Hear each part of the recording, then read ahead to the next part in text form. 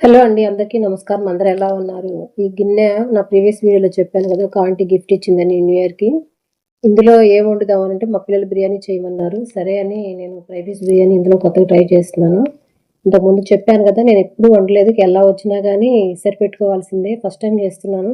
అయితే బిర్యానీ గేదె నెయ్యి లేదా బటర్ అమూల్ బటర్ ఉంటేనే చేయాలి. లేకపోతే టేస్ట్ రాదు. వేరే వేరే ఏసి చేసినా టేస్ట్ పోతుంది. ఇక్కడ నేను ఫుల్ లెగ్ పీసులు 3 తీసుకొని ఉప్పు, పసుపు, నిమ్మకాయ ఏసి కడిగి ఉప్పు నీళ్ళలో ఒక అరగంట నానబెట్టాను.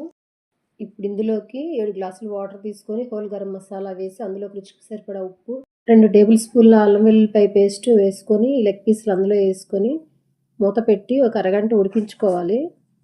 నేను 3 గ్లాసులు రైస్ తీసుకున్నాను కాబట్టి 6 గ్లాసులు రైస్ ఉడకడానికి, 1 గ్లాసు చికెన్ ఉడకడానికి తీసుకున్నాను. మధ్య మధ్యలో నేను చెక్ చేశాను. ఇవి అరగంట తర్వాత కొంచెం సాఫ్ట్‌గా అయినాయి. ఎందుకంటే ఉప్పు నీళ్ళలో అరగంట నానబెట్టాం కదా! ఇక ఆ నీళ్ళన్నీ వంపేసి ఆ లెగ్ పీసులు తీసి పక్కన పెట్టుకోవాలి. ఈ నీళ్లు మనం రైస్ వండుకునేటప్పుడు ఎసరుగా పెట్టుకోవాలి. ఇక్కడ నేను 3 గ్లాసులు బాస్మతి రైస్ గంట నానబెట్టి పెట్టాను.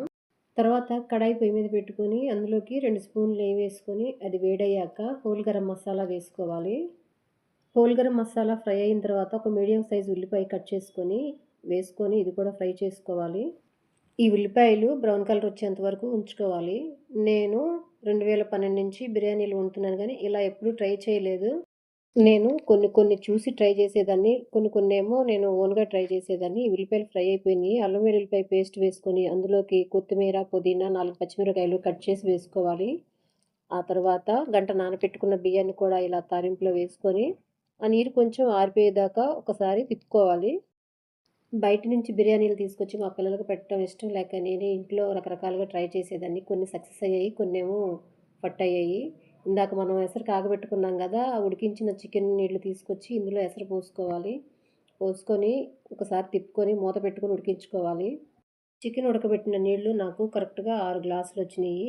ఎసరు పోసాం గదా! ఇప్పుడు ఎలా ఉందనేది తీసి చూద్దాము. ఇదిగోండి ఇప్పుడే ఎగురుతుంది. కరెక్ట్‌గా ఇలా ఉన్నప్పుడు మంట మీడియం ఫ్లేమ్‌లో పెట్టుకోవాలి. ఇలా 5 నిమిషాలు మీడియం ఫ్లేమ్‌లో పెట్టిన తర్వాత మూత పెట్టి సిమ్‌లో పెట్టుకొని ఒక 2 నిమిషాలు వదిలేయాలి.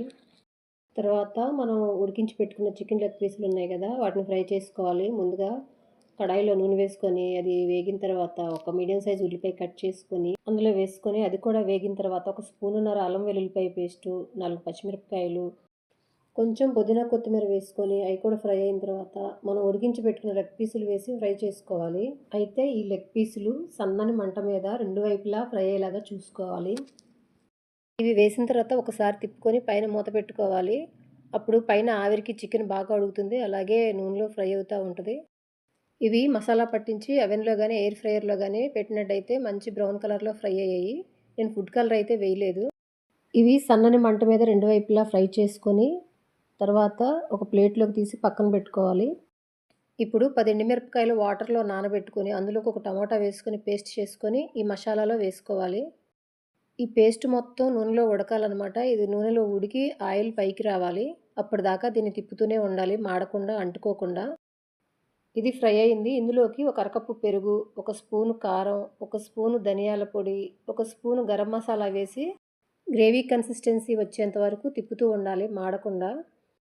ఈ గ్రేవీలోకి ఉప్పు కొంచెం అడ్జస్ట్ చేసుకొని ఇది మొత్తం ఉడికి ఆయిల్ పైకొచ్చిన తర్వాత మనం తీసి పక్కన పెట్టుకున్న లెగ్ పీసులు ఇందులో వేసుకొని గ్రేవీ మొత్తం ఈ లెగ్ పీసులకు పట్టేటట్టు మంట సిమ్‌లో పెట్టుకొని ఫ్రై చేసుకోవాలి. అంతేనండి సింపుల్. మన ఫ్రై పీస్ బిర్యానీ రెడీ అయిపోయింది. దీన్ని రైతాతో సర్వ్ చేసుకొని తింటే చాలా టేస్ట్‌గా ఉంది. మన యమ్మీ యమ్మీ ఫ్రై పీస్ బిర్యానీ. ఇంతేనండి. ఉంటానండి. బాయ్.